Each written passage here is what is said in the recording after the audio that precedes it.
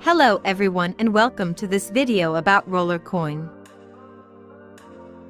Today we will continue with our RollerCoin tutorial dedicated to new players who want to approach this game, talking about a slightly lighter topic than the last ones, namely the game drops. If you haven't registered on RollerCoin yet, you want to take advantage of a small initial bonus, and you want to support this channel to produce new videos, consider registering using the link in the description of this video. It is absolutely not mandatory, but if you do it, it is something that costs you nothing, and for that I thank you.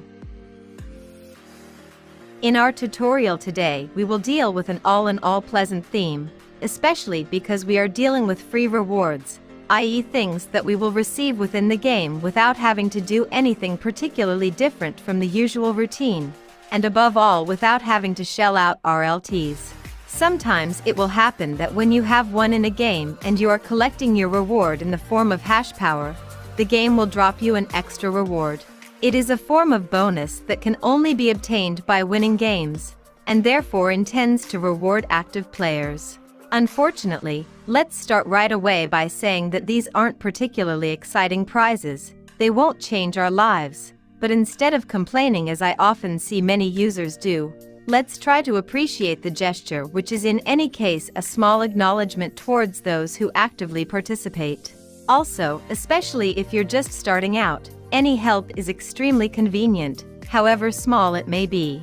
We've all been there, at least we normal and above all honest players. Accumulating the amount of RLTs needed to get the first miners takes effort and patience. There are currently a total of 8 rewards that can be obtained from the games.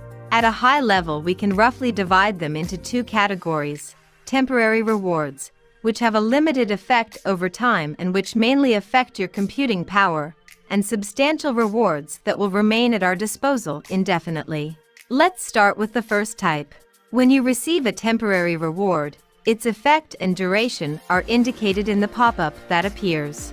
Let's start with the first 2, which, in addition to this, also take the game that generated them as a reference.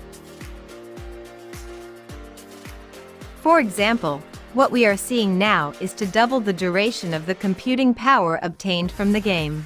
If normally, without any other bonuses, we know that the power gained from a game runs out after 24 hours, this reward causes it to last for 48 hours instead. I believe that its usefulness is very limited, because any player who has the slightest interest in growing and progressing will certainly have a PC level higher than the first, which already automatically provides him with the same bonus. However, let's take it for what it is, which is an extra and free reward. Similar to the first one, the next reward is also a multiplier by 2, but in this case it doubles the computing power itself obtained from the game. Slightly more useful than the previous one, especially if obtained on a high-paying game. The next 3 rewards that we will see guarantee us a small extra amount of hash power which is added to that obtained from the game, and which will have a limited duration of 24 hours. They are obviously negligible quantities, but on large numbers, if we play many games, they have some effect. And if a player is at the beginning, as I often repeat, everything is useful and contributes to the slow growth. We therefore have an extra reward of 100 gigahash. An extra reward of 200 gigahash, always limited to 24 hours.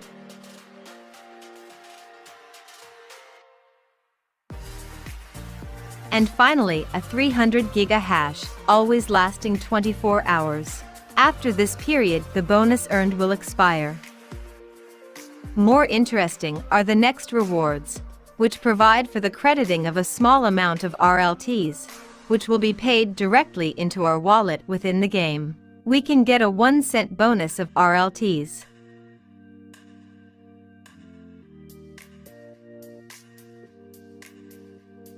Or, if we are luckier, 5 cents worth of RLTs.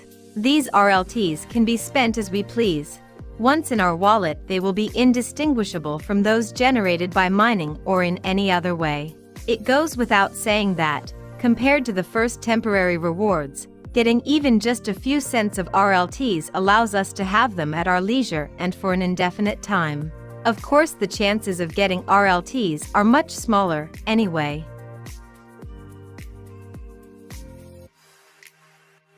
Finally, if you are particularly lucky, there could be dropped as a reward no less than a miner. I agree, a very low power, but still a miner.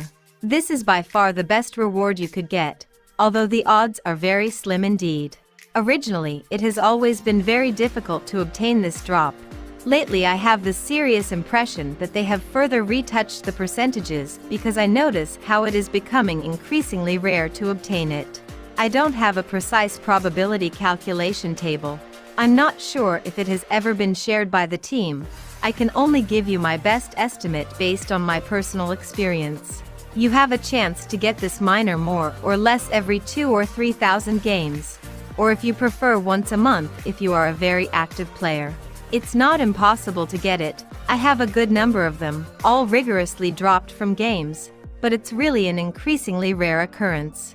Regardless of whether you care to keep this miner, and I sincerely recommend that you treasure any item that generates a single bit of hash power, it is undoubtedly the one with the highest value, even if you want to sell it on the marketplace to recover some change.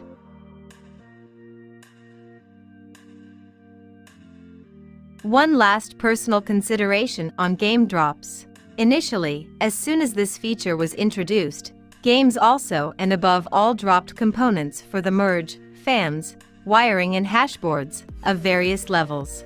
It is a real pity that the RollerCoin team subsequently adopted a different strategy.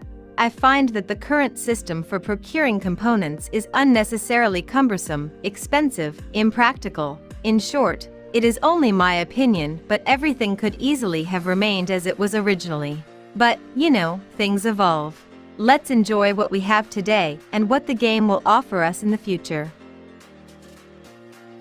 As always, thank you for watching. I hope you found this video helpful in some way. And see you soon for a new topic of this free-to-play RollerCoin tutorial. See you soon.